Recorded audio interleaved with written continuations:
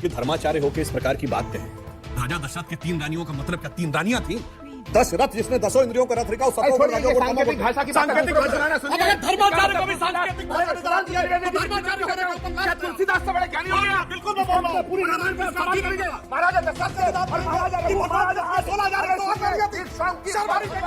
दशरथ का सुमित्रा का बताइए, कौशल्या का बताइए। बोलिए कौशल्या का क्या अर्थ है? वो कौशल्या क्या है, सुमित्रा क्या है? तुम बताओ। राजा दशरथ सुमित्रा कहीं तो नहीं थी। अगर धर्म का तो बकवास पहले अच्छा हिंदू धर्म में मर्यादा का प्रतीक कौन है? दशरथ राम।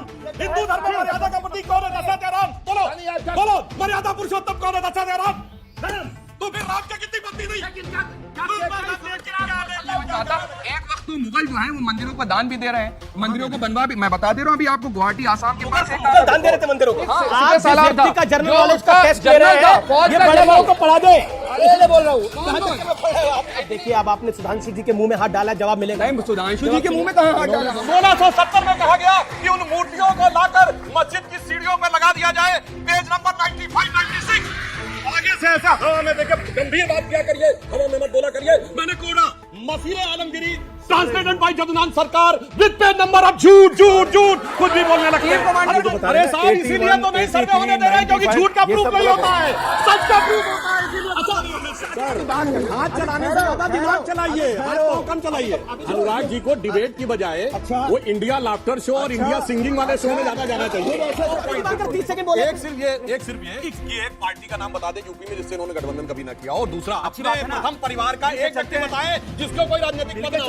35 लोगों के पास राजनीतिक पद है, एक व्यक्ति का नाम बताइए। मैं कह रहा हूँ पहले परिवार अपना है भाई, पूरा परिवार अपना नहीं है, पूरा परिवार का अपना है, सब कुछ पूरे परिवार का है। अपने वतन पर सदियों तक रही हुकूमत गैरों की, लेकिन कुछ चेहरों पर अब तक धूल है उनके पैरों।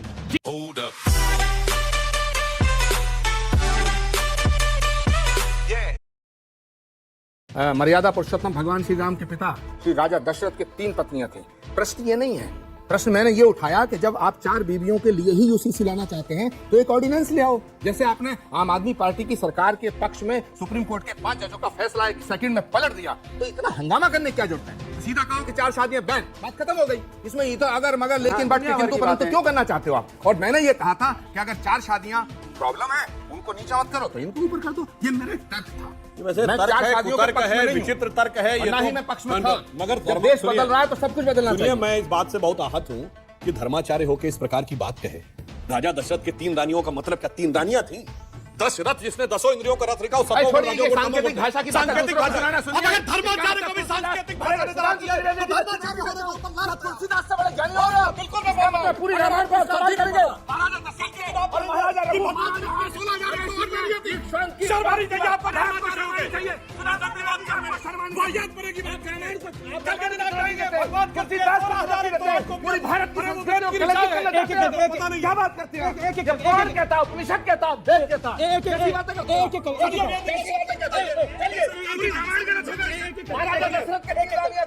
कौशल से कौशल्या, कैकई से कैकई और सुमित्रा, क्या उन्हें आप चुनौती देना चाहते हैं? बताइए 3 ही क्यों थी, 2 या 4 क्यों नहीं? धर्माचार्य हो तो बोलो, जवाब दूंगा। डिबेट हो रही है। धर्माचार्य हो गया, आप रामायण के खिलाफ बोल रहे हैं। आप रामायण के खिलाफ बोल रहे हैं। आप रामायण के खिलाफ बोल रहे हैं।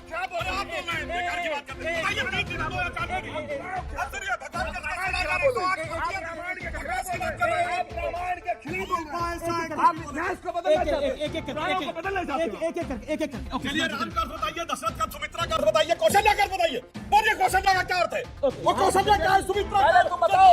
राजा दशरथ और सुमित्रा कहीं तो नहीं थी। अगर धर्म पहले बताओ। बकवास पहले बकवास मत करिए सुधांशु जी। बकवास आप कर रहे हैं। आप सीमा में रहिए। आप सीमा में रहिए।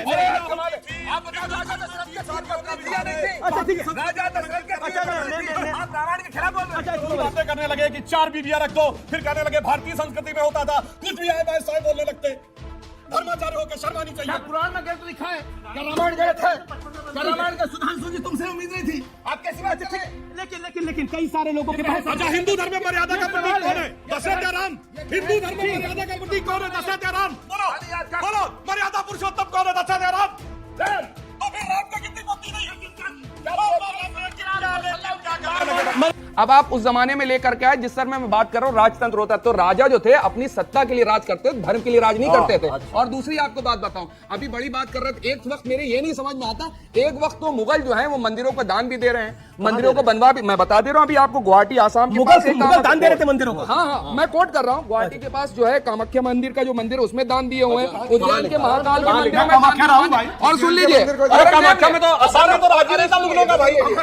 यार बताइए ठीक है, असम में तो कभी राज्य नहीं रहा भाई। ठीक है, बोलने दीजिए सुधांशु, उनको 10 सेकंड दीजिए, अपनी बात सुनिए। सुधांशु जी 10 सेकंड दीजिए, फिर आपको मौका। आपने 30 सेकंड मांगे थे, 1 मिनट से ऊपर हो चुका। चित्रकूट, अब बीच में इंटरप्ट करेंगे। चित्रकूट के अंदर एक मंदिर है, मंदाकिनी नदी के किनारे, गोपीपुरा मंदिर के अंदर भी दान दे रखे हैं और औरंगजेब के जमाने में दे रखे हैं। औरंगजेब का जो सिपह सालार था उसका नाम बता दे सुधांशु त्रिवेदी जी, मैं मान जाऊंगा कि इतिहास की नॉलेज इनको बहुत बेहतरीन है। मेन जो उसका सिपह सालार था, का जनरल नॉलेज का टेस्ट ले जनरल रहे था, हैं, फौज ये का बड़े जनरल। लोगों को पढ़ा दे, इसलिए बोल रहा हूँ। कहाँ तक में पढ़ रहे हो आप? अभी मजा आएगा ना भिड़ो। इतना नहीं है, इतना हल्के में लेकर के बात नहीं, ना ठीक है, करिए। चलो, अगर सुधांशु जी, उसके सुधांशु चीफ जी, कमांडर चलो, का नाम आपने बता दे। बोला, आपने बोला। चार कमांडर उसके। अरे आप औरंगजेब के ठीक 4 है। कमांडर, चीफ चलिए, कमांडर का ठीक नाम है, बता दे तो ठीक बता है, दे आपने क्या। अब देखिए, अब आपने सुधांशु जी के मुंह में हाथ डाला, जवाब मिलेगा। सुधांशु जी के मुंह में कहाँ हाथ उन्होंने डाला? बोला हमने तो था, आपके नंबर- अब मैंने बता दिया। ये कहे कि पेज नंबर बताइए, पेज नंबर और कमांडर दोनों बता रहा हूँ। उसके 2 कमांडर को 6 अप्रैल अरे नाम 1669 बताइए। मोहम्मद साची और मुसद्दत खान, इन दोनों को कहा गया डिमोलिश होना है। जो लिखा हुआ मसीर आलमगीरी, ट्रांसलेशन बाय जदुनाथ सरकार, पेज नंबर 81। अब सुनो आगे, मई 1669, आगे सुनो, मई 1669 उन्होंने कहा कि फौज भेज दी गई, पेज नंबर 84। अब आइए 2 सितंबर 1669 उसने आगे कहा हुक्म की तामीर हो गई, मंदिर ढहा दिया गया, पेज नंबर 88। और सुनो 1670 में कहा गया कि उन मूर्तियों को लाकर मस्जिद की सीढ़ियों पर लगा दिया जाए, पेज नंबर 95-96। आगे से ऐसा हवा में देखे गंभीर बात किया करिए, हवा में मत बोला करिए। मैंने कोड़ा मसीर आलमगिरी, ट्रांसलेटेड बाय जदुनाथ सरकार, विद पेज नंबर। अब झूठ झूठ झूठ कुछ भी बोलने लगते हैं। चीफ कमांडर का नाम नहीं बताया। हद होती है। अच्छा, वो मैसेज आया, उन्होंने उससे पूरी चीफ किताब कमांडर का बता नाम दी, उन्होंने पूरी किताब बता दी। आज घर जाके पढ़िएगा, आज घर जाके पढ़िएगा। सुधांशु भाई ने ये जो पेज नंबर बताए हैं ना, इत्मीनान से बोलिए। बिल्कुल सारे टोटल गलत हैं। Let him complete. Let him complete. Unfair है ये। Let him complete. Prove it. आप प्रूव करिए, मैं मौका दे रहा हूँ आपको। अब झूठ का कोई प्रूफ होता है? क्या आप कह दीजिए मसीर आलमगिरी में नहीं लिखा है। आप लिखिए कि मैं हलफनामा कोर्ट में देने को अरे तैयार सबूत हूं। तो देंगे महाराज, झूठ का सबूत proof तो देंगे झूठे के कोई। पास नहीं होता, मेरे पास क्या होगा? झूठ मतलब आप कह रहे हैं किताब ही नहीं लिखी गई वो। नहीं, किताब नहीं, ये जो बता अरे रहे हैं ना, साहब इसीलिए तो नहीं सर्वे होने दे रहे क्योंकि झूठ का प्रूफ नहीं होता है, सच का प्रूफ होता है, इसीलिए अच्छा ये पूछिए, चौटाला फैमिली के साथ सरकार किसने बनाई है? फैमिली कौन, वो पार्टी कौन चलाता है? अध्यक्ष कौन है? शिवसेना के साथ सरकार किसने बनाई? अध्यक्ष कौन था शिवसेना का? पीडीपी के साथ सरकार किसने बनाई थी? कौन अध्यक्ष था? बादल के साथ सरकार किसने बनाई थी? कौन अध्यक्ष था? जेडीयू के साथ सरकार किसने बनाई थी पटना में? कौन अध्यक्ष था? जेडीयू में कौन था भाई, बोलो जेडीयू में कौन था? जेडीयू में कौन सा परिवार था? बोलो जेडीयू में कौन सा परिवार था? फंस गए, गलत पॉइंट पे आ गए। जेडीयू में परिवार बताइए, जेडीयू में परिवार बताइए। बात करने दो, सोचो मत। सर हाथ चलाने से ज्यादा दिमाग चलाइए, हाथ तो कम चलाइए। आप सत्ता के लिए सब कुछ करते हैं, इसलिए आपको सुना दूं। आप जनता की बात तो करते नहीं, तो मैं बोलता हूँ, कह दूं तुम्हें जनता के मन में क्या है, कह दो तो बोलूं, पोल यहाँ पे खोलूं, ये भी वादा है। सोचा इन्होंने कि चलते ही जाए, झूठो जुमलों की दुनिया बसाए। सोचा इन्होंने जनता को रास्ता भुलाए, महंगाई बेरोजगारी बढ़ाए। अरे हाँ, अरे हाँ, सच है ना, सच है ना। क्या बोल, नहीं रे, नहीं रे, नहीं रे, नहीं रे, नहीं रे, नहीं रे। चलो भाई, ये बोलोगे। अनुराग जी को डिबेट की बजाय अच्छा। वो इंडिया लाफ्टर शो और इंडिया सिंगिंग वाले शो में ज्यादा जाना चाहिए। ऐसा करते तो क्या? फिल्मी गाना गा रहे हैं, नृत्य कर रहे हैं। इनको सरकार बनानी होती है तो पंजाब चले जाते हैं, बादल साहब आइए मिलके सरकार बनाते हैं, तब इनको नहीं यहाँ परिवार जाइए, दिखाई आप तो देता। पीछे जाइए। और उसके बाद जब दूसरी सरकार बनानी होती है, कश्मीर चले जाते हैं पीडीपी के साथ, आइए परिवार बनाइए, सरकार बनाते हैं। अपनी जगह पे खड़े तीसरी बनानी होती है तो आइए चौटाला साहब आइए हरियाणा में, साहब मिलके पीछे बनाते खड़े हुए हैं। जब पांचवी बनानी होती है तो चले जाते हैं शिवसेना के पास, आइए मिलके बनाते हैं, तब परिवारवाद दिखाई नहीं पड़ता। क्या परिवारवाद के साथ सत्ता बनाते हो? और ये वो लोग हैं जिनके आप देख लीजिए, राजनाथ सिंह जी के बहुत करीब है, एडवाइजर भी है, उनके बेटे तो यहीं से जीतते हैं। क्यों आपने टिकट दी भैया? परिवारवाद क्यों आप चला रहे हो? उससे कम पड़ जाता तो सिंधिया परिवार सिंधिया परिवार कम पड़ जाता तो अनुराग ठाकुर के पिताजी चीफ मिनिस्टर, अनुराग ठाकुर आज के मंत्री, और अभी भी कर्नाटका में जो मंत्री थे चीफ मिनिस्टर, उनके पिताजी भी चीफ मिनिस्टर थे। तो क्यों आपने चीफ मिनिस्टर बनाया? तो जब गीता चीफ मिनिस्टर थे। ठीक है, ठीक है।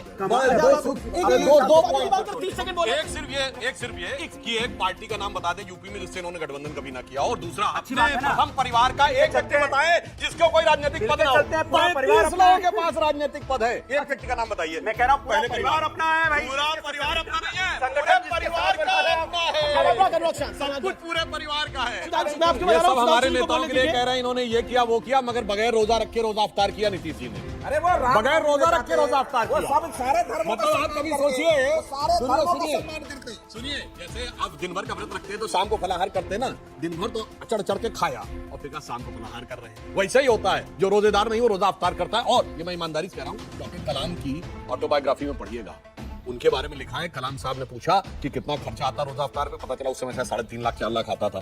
उन्होंने कहा ज्यादातर लोग जो आते हैं वो तो खा पी के आते हैं, वो तो रोजा रख के आते नहीं, इसलिए इसकी क्या जरूरत। ईमानदारी की बात कही, 100 में 99 खा पी के आते हैं, सिर्फ क्योंकि 100 में 99 गैर मुस्लिम होते हैं उसमें जो बुलाए जाते हैं। खैर, अब मैं एक फैक्ट बात कहना चाहता हूँ, 15 साल से बिहार में क्या कर रहे हैं भैया? 11.8% का विकास दर है भैया। 11% वही के बाद बिहार के लोगों को बाहर जाएगा। 1931 में महात्मा गांधी ने चैंटम हाउस में जाकर एक लेक्चर दिया है। उन्होंने कहा कि भारत की शिक्षा व्यवस्था एक ब्यूटीफुल ट्री था 100 साल पहले, यानी 31 से 100 साल पहले, 1831 में। और जानते हैं उसके बाद क्या हुआ?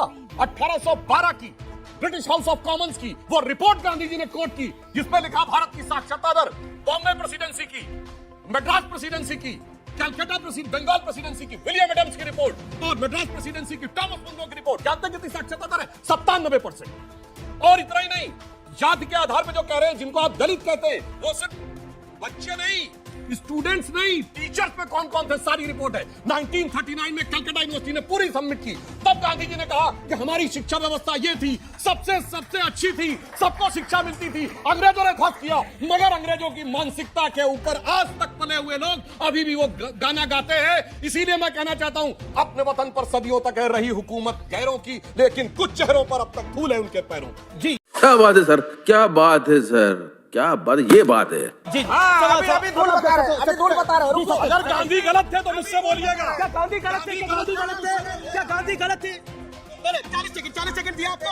पब्लिक के 2 सवाल। 60 सेकंड देंगे।